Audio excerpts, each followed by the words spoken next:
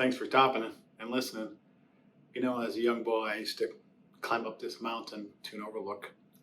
And on the way up there, once you break through the forest, there was this big opening area on a steep side of this mountainside portion of it where they had felled the timber many years earlier, and it was just scrub, but it was steep.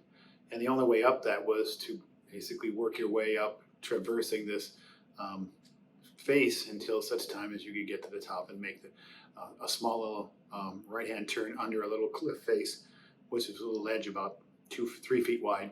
You could crawl under, then up and over. You were out of that area and back into the trees. It was a tough going up because it took a lot of energy, especially for a young boy, even for an older person now, I would presume. But on the way back, I thought, well, this would be a good way to make this go faster. I just run down the hill, just scrub.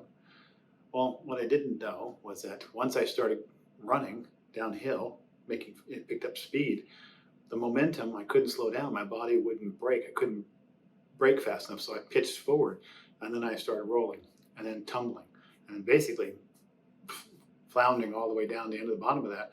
And I'm lucky I didn't hit my head on something, although I did hit a stump, but it hurt, but it didn't seriously injure me. Well, I learned very early then that that's probably not a good idea.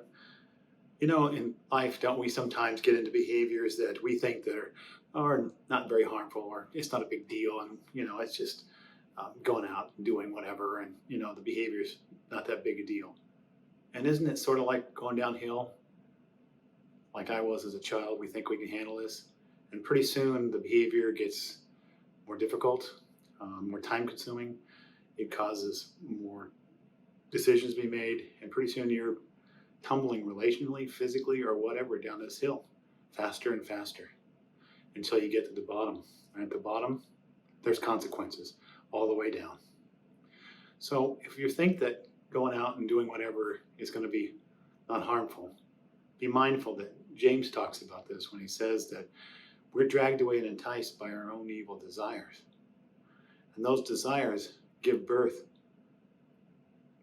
and that sin eventually leads to death, relationships, even physical harm.